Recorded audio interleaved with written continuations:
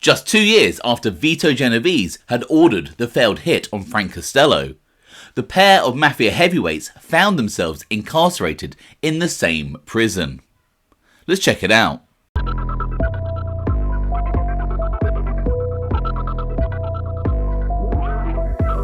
Welcome to OC Shorts, bringing you detailed historical snapshots of the American Mafia and other organised crime. Feel free to subscribe if you like that sort of thing.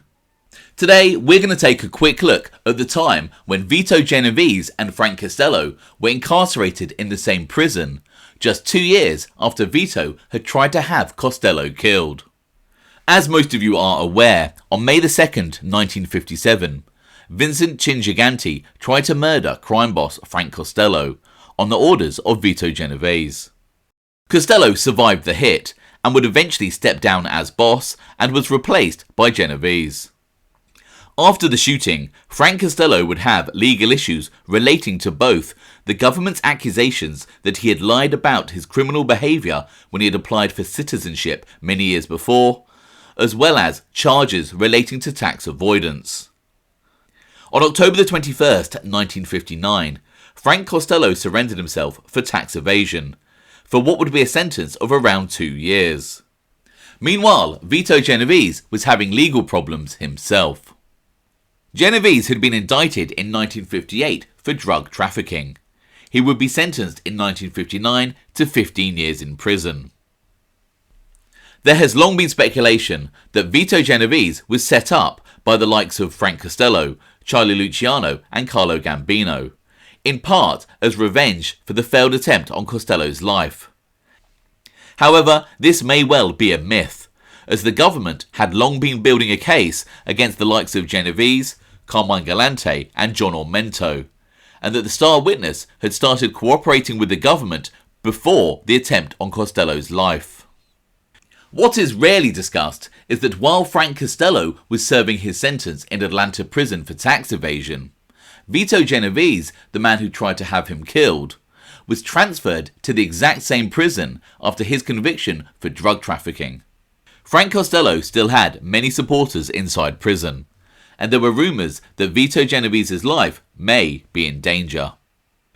As Anthony DeStefano writes in his excellent book on Frank Costello, having Costello and Genovese in the same prison could have been a volatile mix, and tension in Atlanta was high.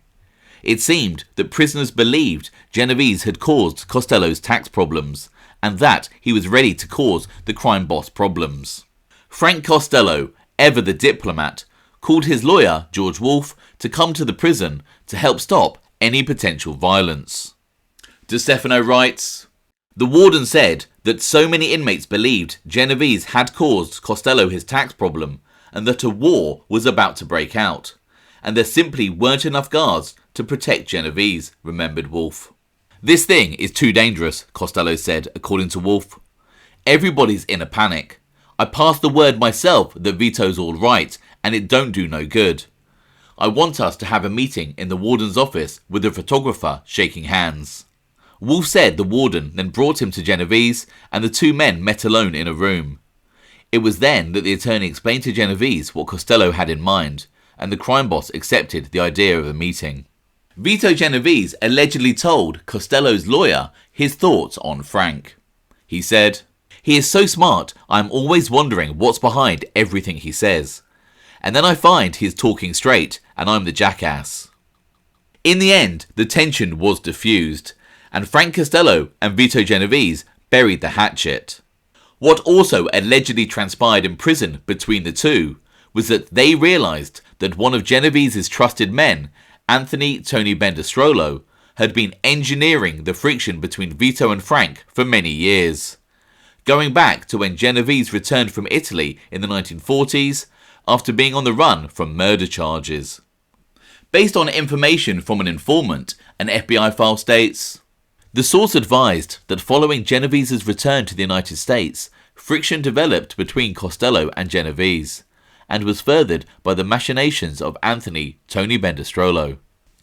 Strollo, according to LAT1, was a powerful and ambitious capo regime in Genovese's Brigade, and on every occasion attempted to develop discord and distrust between Costello and Genovese, hoping to pit the two against each other and, in the ensuing struggle, emerge himself as boss. Source advised that Costello subsequently was assigned to Atlanta Penitentiary on an income tax conviction, and in 1960 Genovese arrived in the same prison following a narcotics conviction.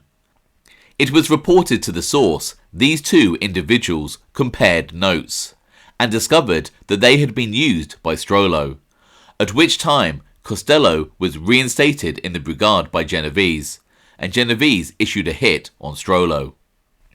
And so, in April 1962, Anthony Tony Bender Strollo disappeared, his body never discovered. Regarding motives for the Tony Bender murder, there have been various theories about why Vito Genovese ordered his killing. Some suggest he was hit because he had plotted against Genovese. Others say he had ignored Genovese's ban on drug dealing.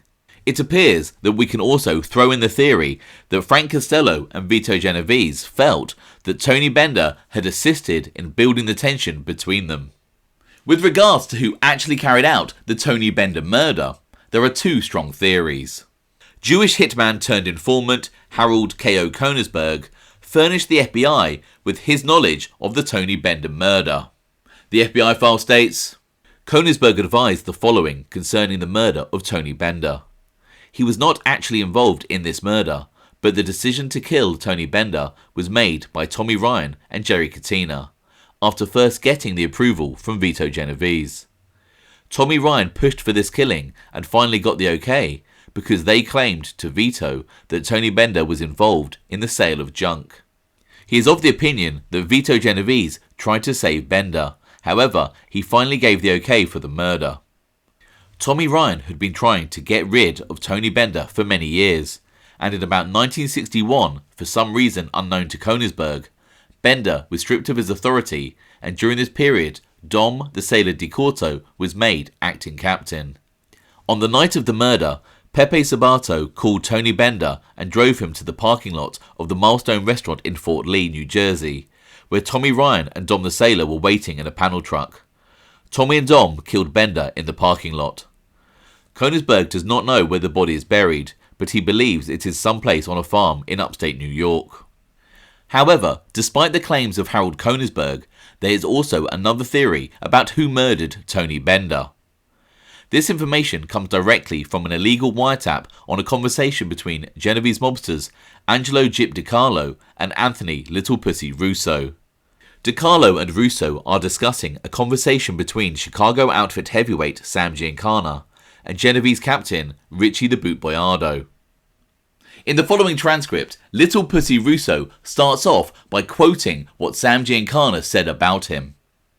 Russo: what is he learning? Has he killed any?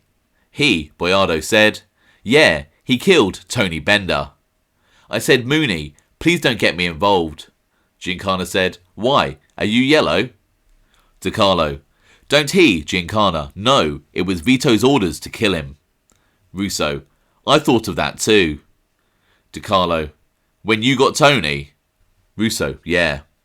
DiCarlo appeared to question that one of Giancana's associates, who was in jail with Vito at the time, would not have known that the order to kill Bender was given, and so notified Giancana. Russo: he, the boot, didn't even mention Vito's name. Apparently, Boyardo tried to give the impression that he alone was responsible for Bender's death. The transcript appears to indicate that it was Anthony Little Pussy Russo who killed Tony Bender. The discussion is also interesting, as it appears that they are stating that Richie Boyardo was trying to insinuate to Sam Giancana that he had ordered the Bender murder himself, perhaps showing off. This surprised DiCarlo and Russo, who knew that Vito Genovese had ordered the hit. Vito Genovese would die in prison in 1969. Frank Costello was released on June 21st, 1961, and was seen as an elder statesman in the Genovese family, who mobsters would often turn to for advice. It is even reported that Frank held no grudge against Vincent Chin Gigante, the man who had shot him in 1957, and Costello even had Gigante over to his apartment in later years. I hope you found that interesting. Thanks for watching.